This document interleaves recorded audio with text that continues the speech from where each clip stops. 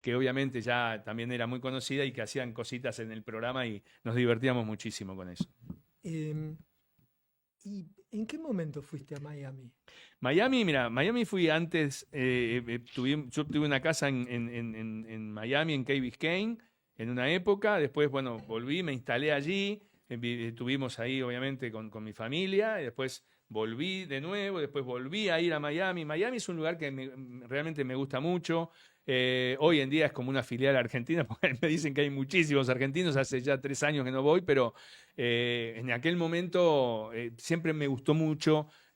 También conocí mucha gente, qué sé yo, en ese momento, bueno, había también amigos de mi padre que estaban allí, no sé, muchas historias. Y también, siempre a mí me pudo la nostalgia y el corazón, por eso Ujú. siempre regresé a Argentina. Nunca Ajá. me instalé permanentemente en un lugar. Entonces, soy como medio, viste, voy y vengo, y ya ahora sí, hace mucho tiempo que estoy ya instalado aquí en Buenos Aires. Sí, de qué trataba el programa? ¿Qué pasó? Que pasó era un magazine Ajá, que iba originalmente los sábados a la tarde, sí, iba por un canal de cable que en ese momento estaba, en la grilla estaba en el canal 5, se veía muchísimo porque estaba entre entre los Telefe, primeros, claro. entre Canal 13, entonces Mm, la gente lo enganchaba y lo veía. Bueno, eran esos programas que los pibes que se levantaban tarde de venir del boliche, los viernes, viste que salían y sí, todo, ponían ahí qué pasó, porque había clips de chicas, había muchas cosas divertidas, había música, yo hacía notas a mucha gente del ámbito cultural, artístico, había secciones muy divertidas, había humor. Y yo la verdad que la pasaba fenómeno y me reía mucho. Y además había cosas muy insólitas, que te digo la verdad, es una pena que haya perdido yo ese material. Yo lo tenía todo el material, hicimos más de 100 programas, de 120 programas. ajá, Y tenía todo el material en Umatic. ¿Te acordás los Umatic? Que eran en televisión, se grababa en Umatic, que eran unos así, unos sí, grandotes, unos unos socotrocos, sí. socotrocos terribles. Bueno, en un robo que tuve en mi casa, yo tenía una casa en Castelar, me robaron, entraron a robar y me llevaron la mitad de los tapes de ese Al programa, pedo. al pedo. Sí.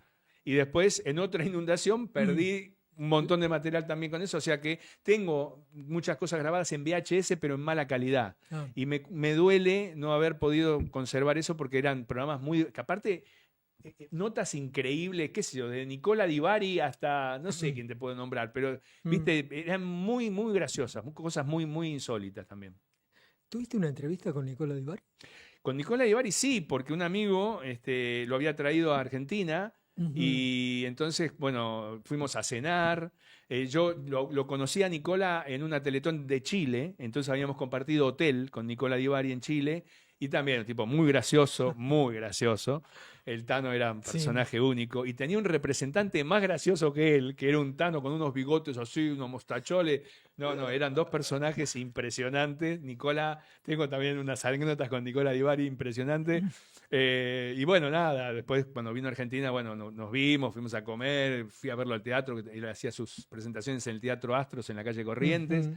Y un personaje, Nicola, un personaje total. Em, pero acá también se dice que creas un espacio radial dedicado a la música de todas las Sí, épocas, señor. de cada y después Década. década. Sí, es excelente, me Era un juego de pareció. palabras. Sí, Era década y en vez de década era DKDA.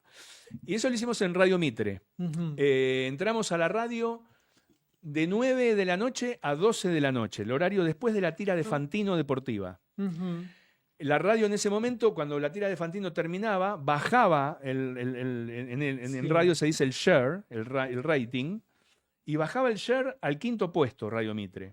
Nosotros entramos con Matías, justamente con Matías Maclás, que hicimos ese programa de cada década, y en ese momento, estamos hablando del año 2000, Alejandro Dolina, era el número uno de la noche en la radio. Siempre estaba primero, vaya donde vaya, mm, estaba en Continental, creo, y era el número uno.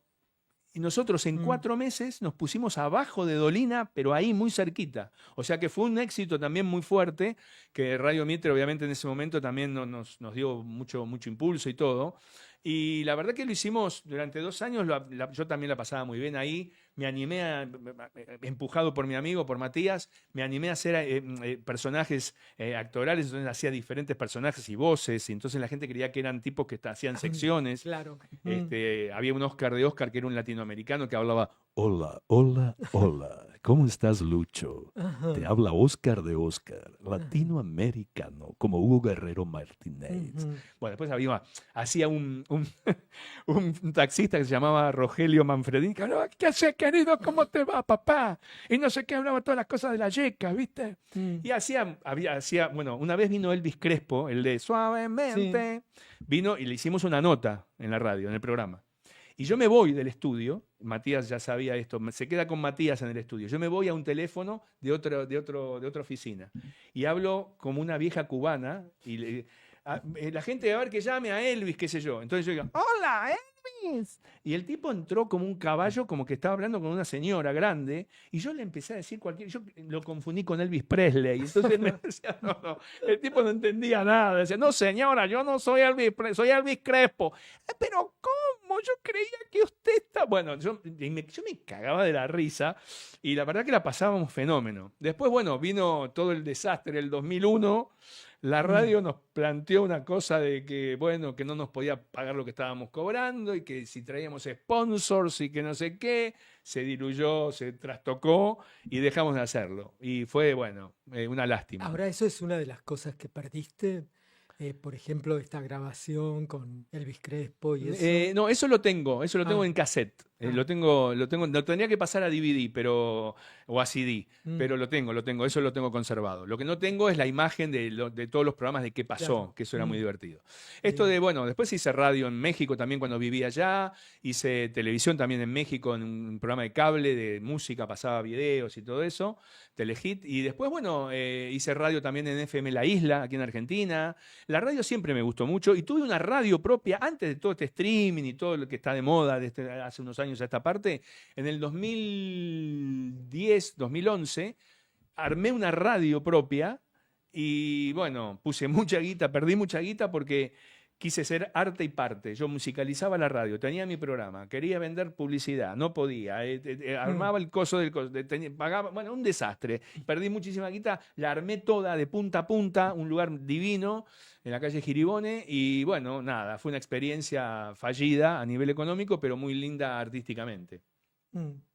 Eh, Te estoy contando toda mi vida, Lucho. de hecho, desarrollás, esto algo que no sabía, tu faceta autoral escribiendo las canciones de las Tortugas Uy, Ninja sí, junto terrible. a Adrián Pose. Exacto, Adrián Pozo, que fue obviamente un gran compositor, fue muy conocido, fue productor de Baglietto, de Fito Ajá, Páez, de Ignacio Copani, de mucha gente, y se fue a vivir a México, Adrián, sí. en una etapa primitiva de él allá en el DF. Yo lo llevé a vivir a mi casa, y compartíamos ahí todo el día, y él tenía muchas relaciones con gente de las compañías de discos. Y bueno, no se había hecho nunca. El éxito de las Tortugas Ninja era impresionante a nivel mundial, pero era en inglés. Y nunca se había hecho un disco en español. Sí. Y le plantean a Adrián hacer un disco de las Tortugas Ninjas en español. Así Ah, que ahí nos pusimos a laburar juntos sí. en las letras, en las melodías y todo, y armamos el disco de las Tortugas Ninjas en español, que fue un éxito de ventas impresionante, que me ayudó mucho a vivir bastante Wow. bien en México. Así que también eso forma parte de mi historial, que es medio bizarro también.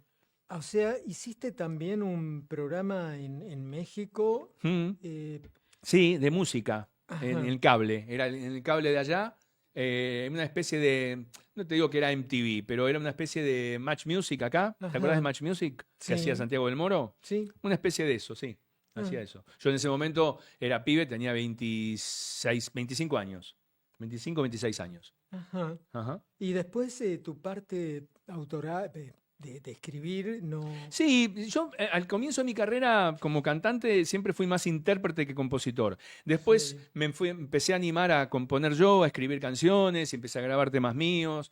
Y bueno, ahí ya empecé a tener la incursión en la parte autoral desde otro lugar, pero siempre como que a mí me gusta escribir, cosas, reflexiones, cosas que me pasan, cosas que vivimos en la sociedad. Y también tengo muchas canciones ahí escritas que no las he grabado, que las tengo Sí. ahí en el cajón de ahí que en algún momento podrán salir.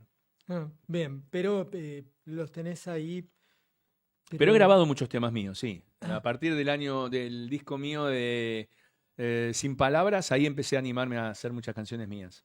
Ajá, Ujú. bien. Em, Hay algo que te quiero preguntar.